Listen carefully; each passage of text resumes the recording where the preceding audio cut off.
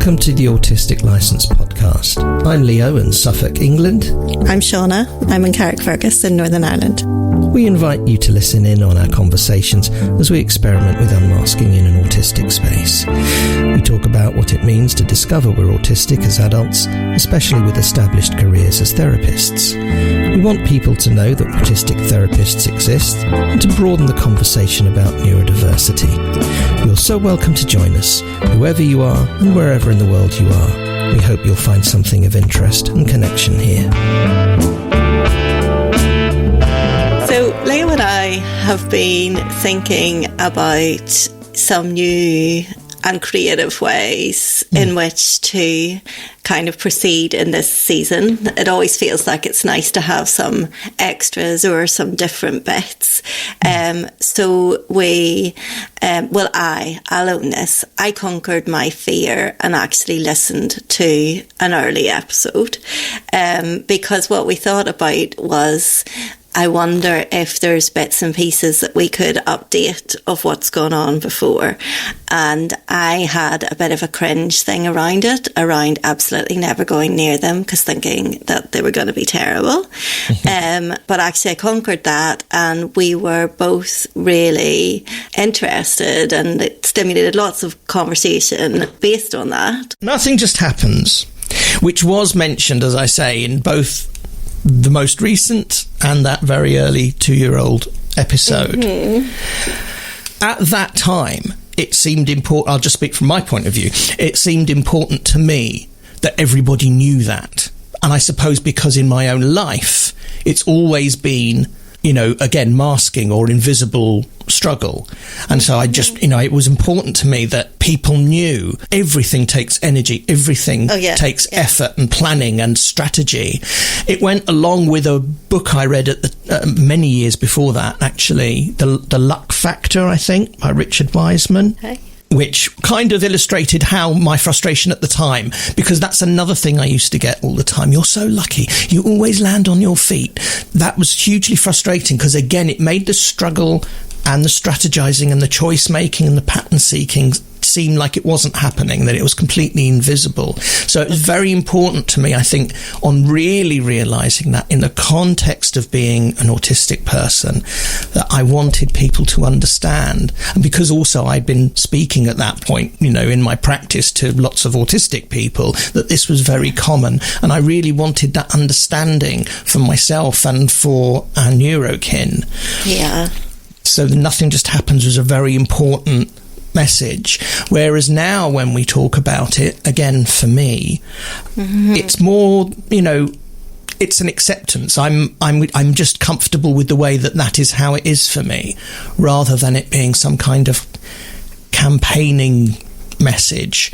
I accept, as with so many aspects of being autistic, I accept it as how I am in the world, and that has lots of advantages, but it also takes up lots of energy. But I don't feel the need so much anymore for people around me in my life to understand that and accept it.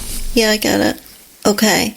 Do people still say to you, you're so lucky you land on your feet? Or is it that they still say it, but it just doesn't, push a button? I'm not really in situations where I would encounter people saying that, so that's a difficult thing. Yeah.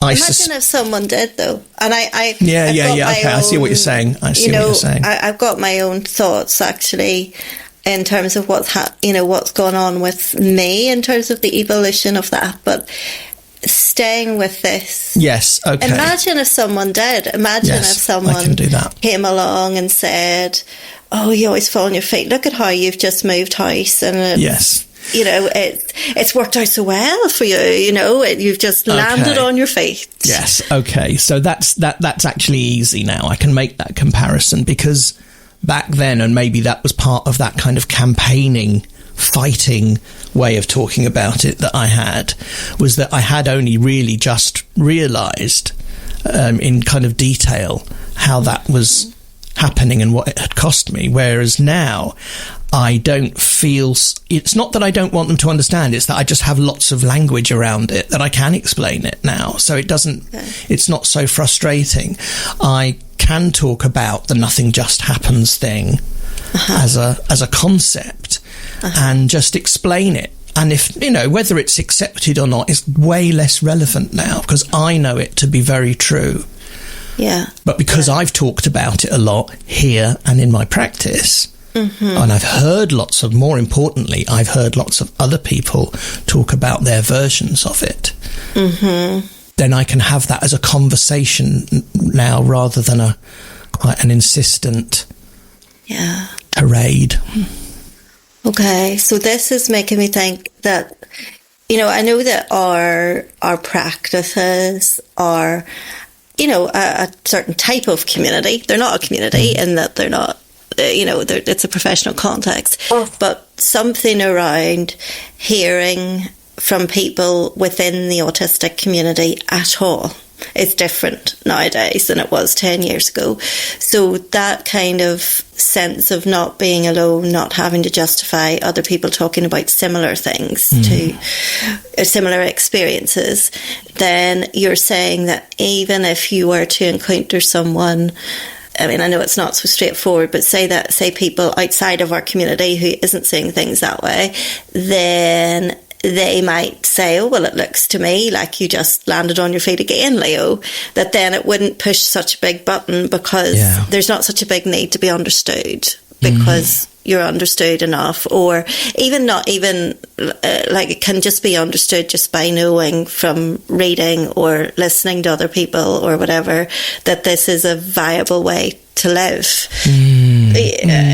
That, you know, that then it doesn't need that, because it's complete double empathy issue that someone would, or that lots of people would look on and say what they would say, and yet because we are sometimes better than non-autistic people going the other way around, I can see how for a non-autistic person looking at your situation and not having been privy to the information, because we often just seem to get on with things and not externalise and talk about the whole process. And, you know, that then for a person looking on, it could really seem like, fuck, you know, didn't know it, didn't see that coming, but, you know, he's just turned that around and it's all working out. And that I can see of why sometimes the lack of understanding happens, which then causes us to feel a certain way, whether it's, as you described, this need to have a justification or a way of explaining or a comeback or whatever, or just to feel really frustrated, or whether it comes more like what I think I've done, which is to kind of just agree. There's almost like a fawning response to it, which is, oh yeah, I am really lucky, you know, and just to go along with that, which is unconscious masking from way back as well. So to negate the struggle because I didn't want to have to argue for it or speak up for myself, it would be, it is that, because there's some kind of investment in that narrative rather than, you know, I don't want to tell you how hard it's been and I didn't want to bother you at the time with how difficult it was. So now you're seeing the end result of something and you're telling me I'm lucky, and yeah, okay, fine. Yes, I'm so lucky, you know, and it just gets over that. You don't have to do the fight, which for someone that's shy and introverted, you know, I can see why I wouldn't want to do that. That's brilliant. And what you've just reminded, I really want to get to your version of this. And that might be it. But okay. But maybe I think there's some more in there. Yeah. But what you've just made me reflect on was thinking back to pre-therapist life when I was in workplaces, working in offices.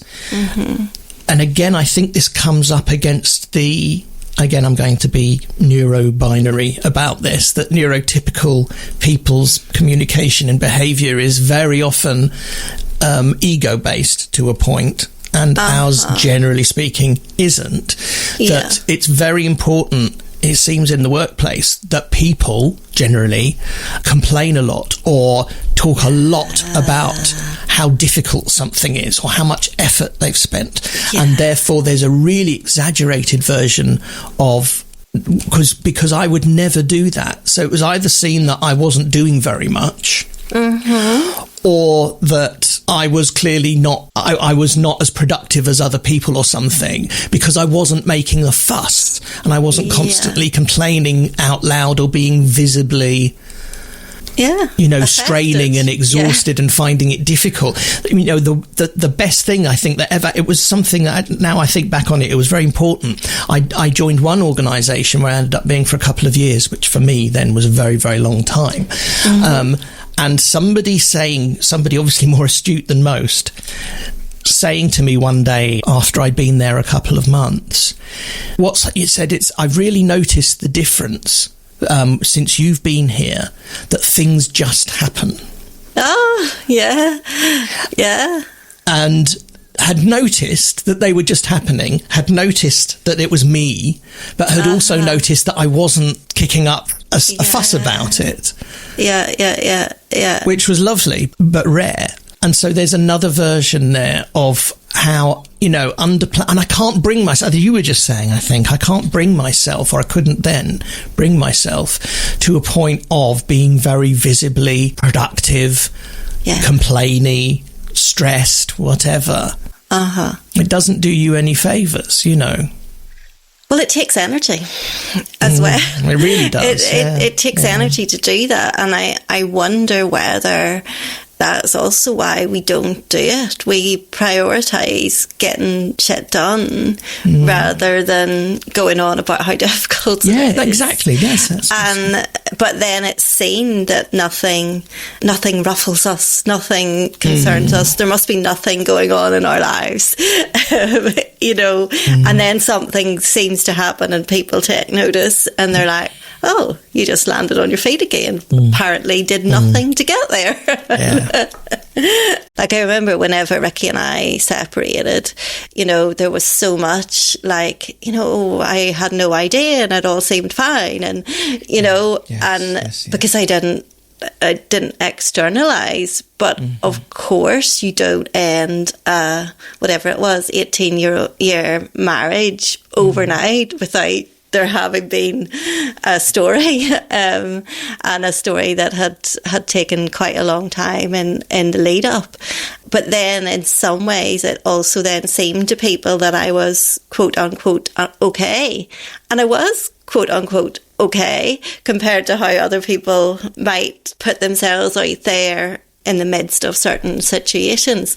And it wasn't a case of planned masking or presenting a certain picture, but people also see what they see based on their own experiences and what they want to see. And there's something about, there's personality in it as well, and how we manage things and what we show up for and what is public and what we can cope with being public and what we can't. And I know that I didn't, it's a strange thing, because I also understand and talk quite publicly and openly about how, and that's both in this situation and, if there's ever a conversation with people about how lucky, actually, I do use that word. I'm really lucky because Ricky and I have a amicable relationship and we're friends, and that we haven't had all the stereotypical stuff that a lot of people imagine comes with the territory. But I do probably downplay what we did in the last 20-25 years to be in the place that we are. And it's like, I'm just really lucky. It's as if, well, Siana must have had this perfect relationship and this perfect separation, and isn't she so lucky to have found herself somebody that made that happen for her? And it wasn't like that. Of course, there's a lot of work that goes into a relationship that has a trajectory that ends up where you're able to be this far on and have as real and authentic rupture and repair experiences that two people have had over a 25-year experience, because in truth, Ricky's not perfect and I'm not perfect. And so, yes, there is privilege to a degree involved, but that doesn't mean that it just happened. Nobody manages at the end of 25 years to be in a place just because lucky syndrome or whatever managed to make that happen. Wow, that's very hard hitting. Is it? To me personally, it is. This is it's more than resistance. It's what feels almost impossible to tell people about, be in contact with friends and even family and talk about this separation, because it isn't going to make sense.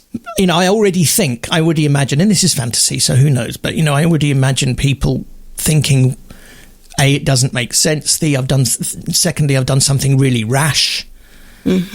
Also that, this was obviously really easy for me because it just happened and I seem fine. I mean, literally no one is checking in on me.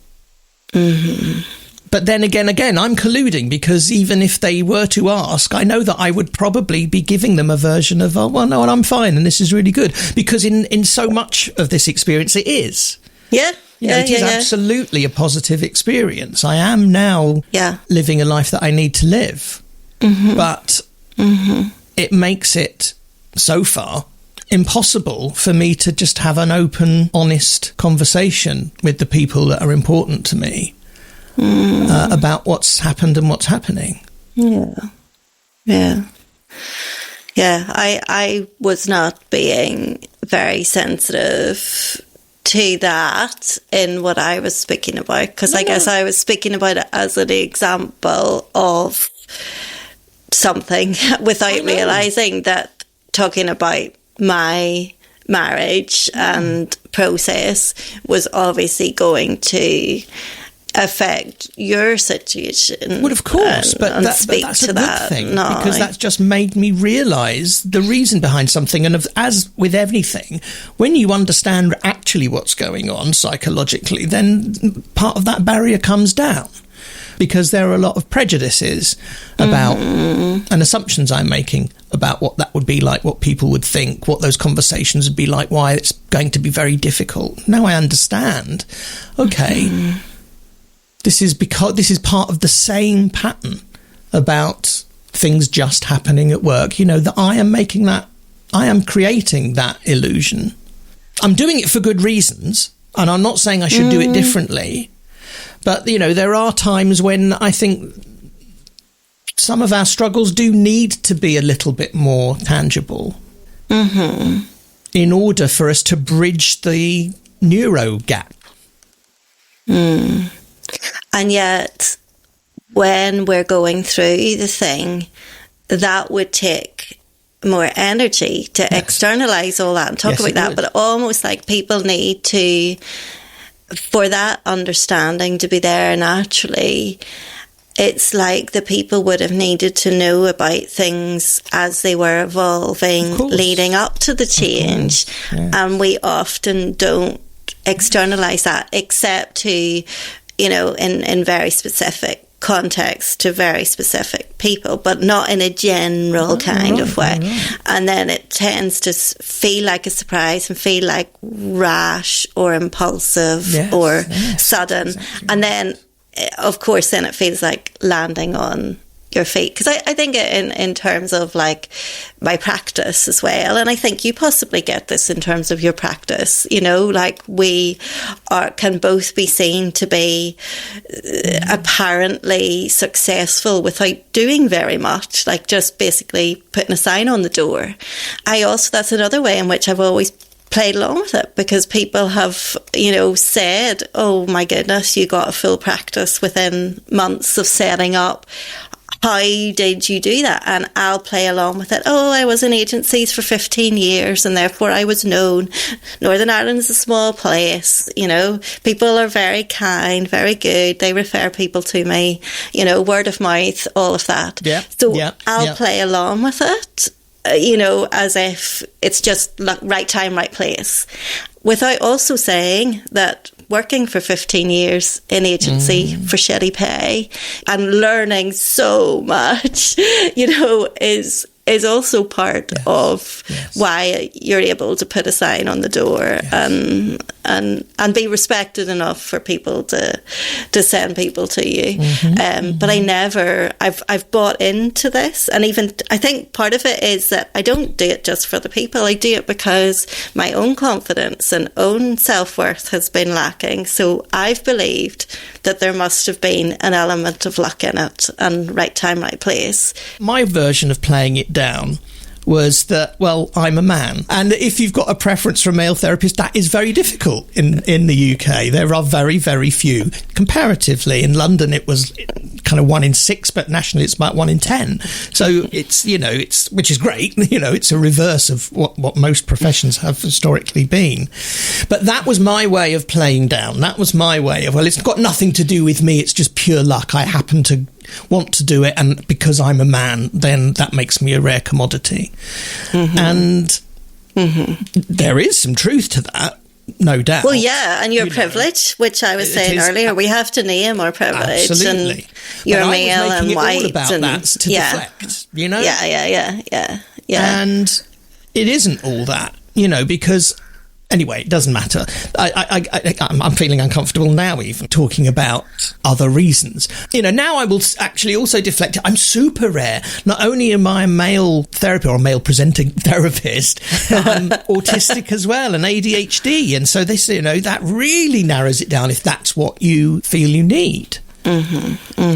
And I think what we have to take into account, and this is what, my actual therapist and supervisor have been saying, is that, that explains why they turn up at your door. It doesn't explain why they stick around for years. Almost all the people that I work with and have worked with have been long-term. Yeah. Maybe this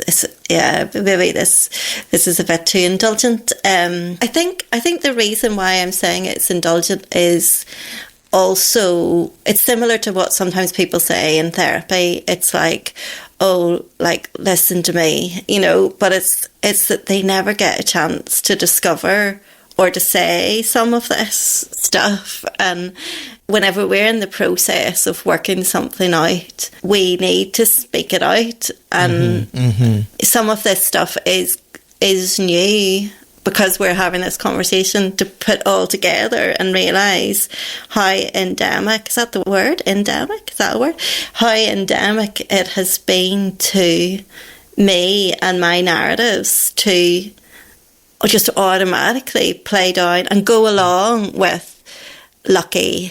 You just always fall on your feet. It always works out. We do need to speak things out. We do need to externalise, and it does have to be, I think, to a neurokin and to somebody we're in relationship with. That is a very important part of our process as people, you and I can't do that with almost anybody. It's a very small pool, and I can't do it. I do it to a point with the people I work with, because that is part of the relationship, and it's part of how the conversations work. I do gain a lot. I do have my own revelations because I hear somebody else's version of something I've experienced, or a different way of looking at it, which is another huge privilege of the work. But that is actually part of what we do in these podcasts, because we do have focused conversations about singular issues, one thing at a time, even though they branch out. And I suppose, well, I know because of feedback that some people who listen to us go through the same thing from hearing us talk and externalising things and working things out. Yeah. So that's something that we probably should name. But we should that's right, because there is, and it has been called like a parasocial relationship. Yes, that's right. That's right. That actually having us in your living room or in your ear, feels like you have a relationship with us. People have said that I've worked with, and then they've done an ending.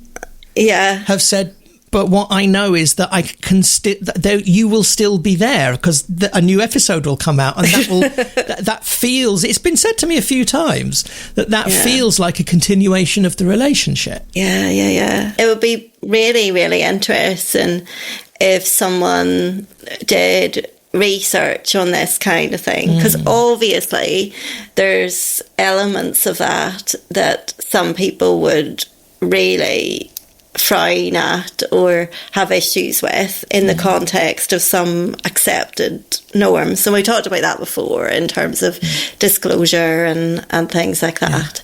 But of course, the whole area of the whole landscape is changing all the time in terms of, and you can choose, and we have social media policies and things, and people will choose their therapists and will choose whether to engage with information. But that whole parasocial element of you're not actually have a relationship with somebody, but you do, and in the same way as you do with characters on TV or things like that they still really help you, and that's valid. But how it actually affects therapeutic relationships, like, someone really should do some research on it. I think you're right, and I think because we know a lot about, and it's one of the aims, isn't it, overall of a therapeutic relationship, is that you internalise a version of your therapist which you can take away with you, and especially relationally, that's huge. And it's kind of one of the cornerstones, really, of how we work. Yeah. That's an aim. But when that person then persists in another form, literally, having a relationship with someone else as well, though, like, because the internalisation is of a one-to-one between us and our therapist, us, or the client with us. So that's very different, the internalisation of me as a therapist in a therapy space, than hearing me talking to you in a podcast space. Yeah, I wonder if somebody would actually do research with you and your clients on that.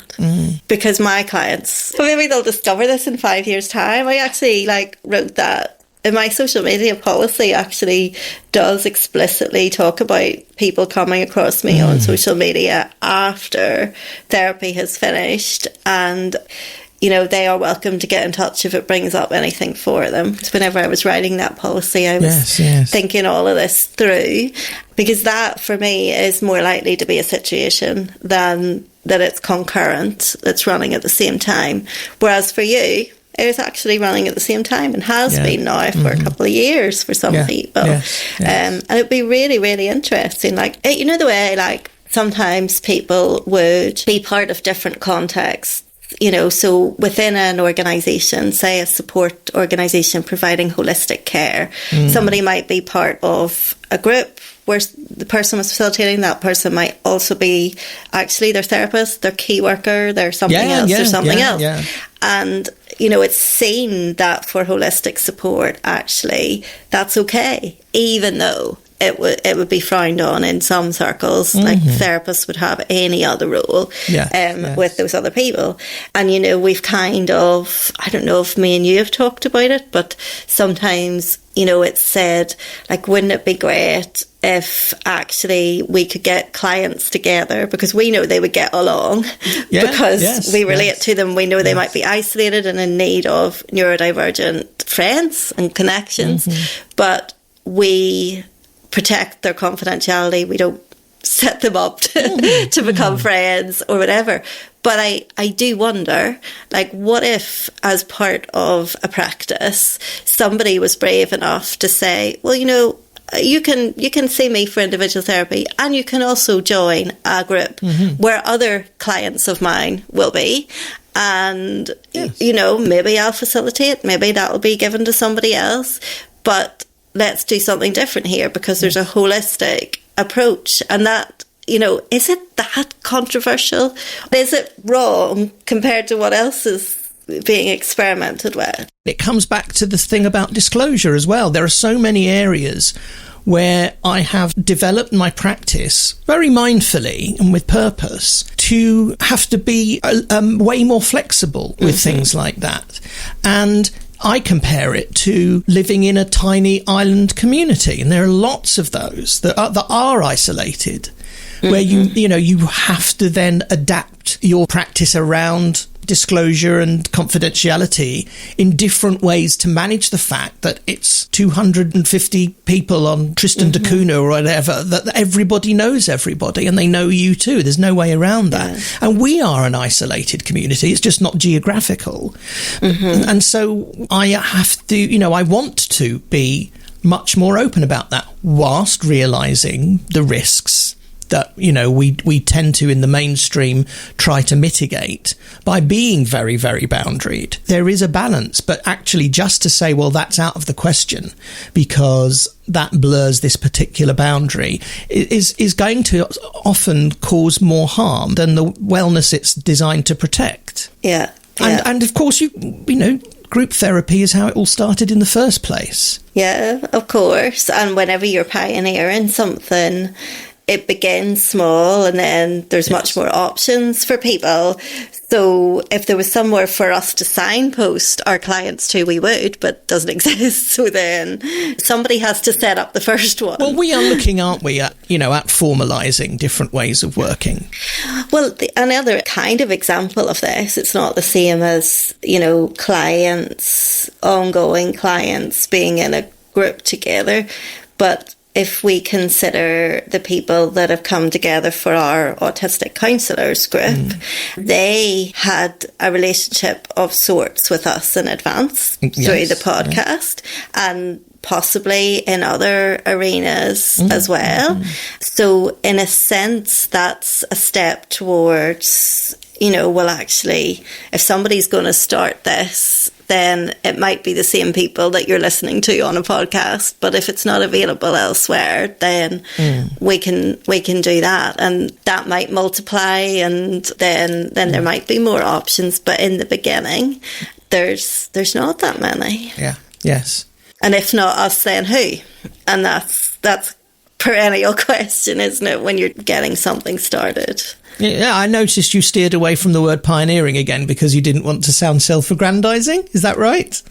Didn't think of Just the word then? pioneering. Well, you said it earlier, and then you kind of okay. But I think that's. But I was just kind of maybe. It's a funny thing because I was kind of referring. How can a back pioneer be lucky? You can't. Pioneers can't be lucky. So maybe it's also that thing of, getting comfortable with not just dismissing everything as luck. More lessons for us there, I think. Yeah. And then vicariously, hopefully, for some other people too. Absolutely. But also that kind of, if not us, then who, tends to be something that I do think that I seem to be able to manage risk and not really see it as risk. So in the sense of taking chances, I kind of don't want to work for anybody anymore. So I'll just leave this with absolutely no money in the bank and, do something else. And that there's a certain way of being in that it needs somebody to be a visionary and to be willing to fail, actually, or willing to, take on the challenges as they come. There's something in that, and of course it can be dismissed as reckless as well. And that's what's like, oh, that was reckless, but you landed on your feet. So I do think as well, though, there is a balance between this, because I will always then have to admit that I land on my feet in the sense of that nothing disastrous happens. And of course, life isn't fair either. So it's not all hard work. You can't just say, oh, I worked hard. Like, I've never really bought that, because people work hard and it doesn't work out for them. Yes. So that's where there has to always be the caveat of, there is privilege and there is luck as well. It's just multi-faceted, isn't This it? goes back, I think, to what I vaguely remember from 20, 30 years ago, was what that book the luck factor kind of hinted at, that it's about risk-taking. What you just brought to mind then is the thing that I think is really toxic positivity, which is that successful people will tell you, athletes, pop stars, whatever, if you put your mind to it and really dedicate yourself, you can achieve anything.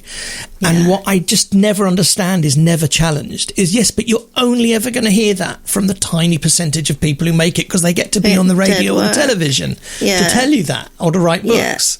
Yeah.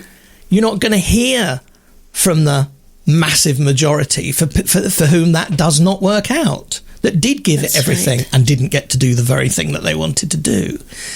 That's just as unhelpful, I think, as telling people that they can't achieve and that they're not capable. You just have to have different aims and expectations. And you and I talk about that a lot in terms of how we view success.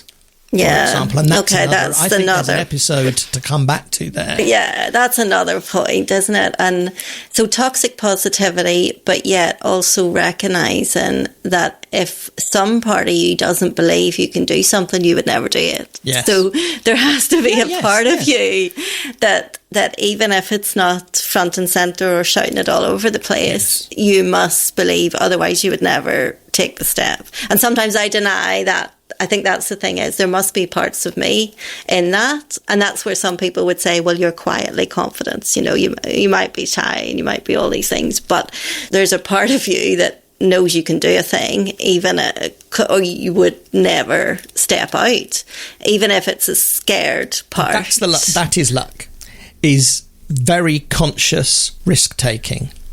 Yes. With a lot of thought, but also to be completely risk-averse is going to work against. It's going to paralyse any of that.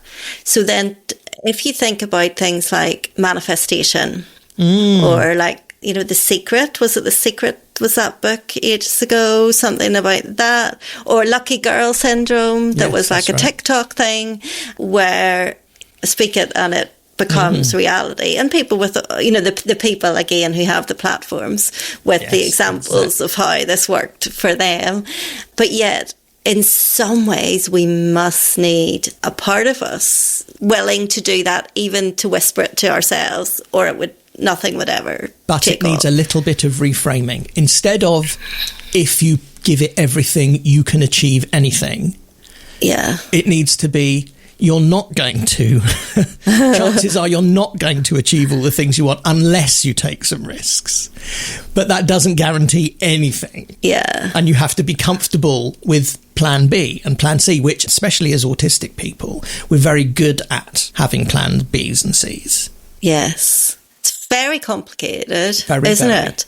Because you can't speak it into being. There has to be follow-up, like opportunity alongside, working hard, vision, all of that as well. Well, there are micro decisions all along the way and in life, all of that every as well. single thing where you get to it, you have to consciously do the thing that you feel is most likely to improve your odds of X, Y, or Z.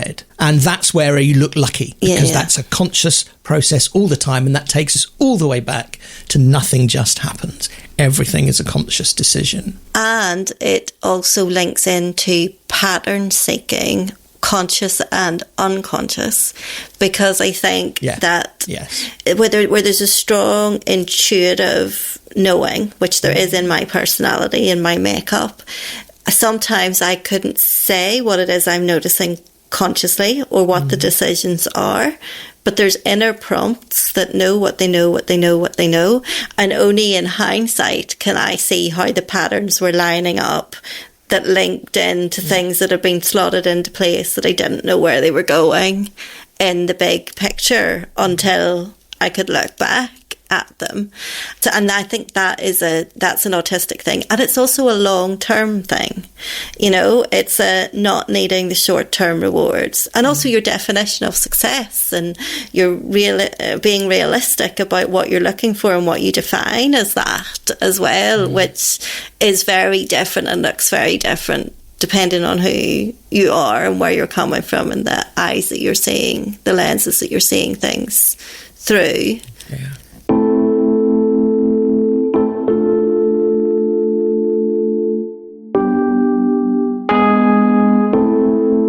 Just before we go, you can now sign up to our newsletter. You'll be the first to hear about new episodes, groups that we're starting, campaigns we're running, and all things Autistic License. You'll find the sign up button at autisticlicense.com on our front page. Thank you so much for being with us, lovely listeners. We will talk to you again soon. Bye-bye. Bye-bye. Thank you for listening to the Autistic License podcast. You can connect with us via Instagram, Facebook, YouTube at autisticlicense.com or by email at autisticlicense@gmail.com. We spell license Licence. We also have a Facebook community. You can search for Autistic License Siana and Leo. Siana spelled Siana, or you can click on the link in the show notes.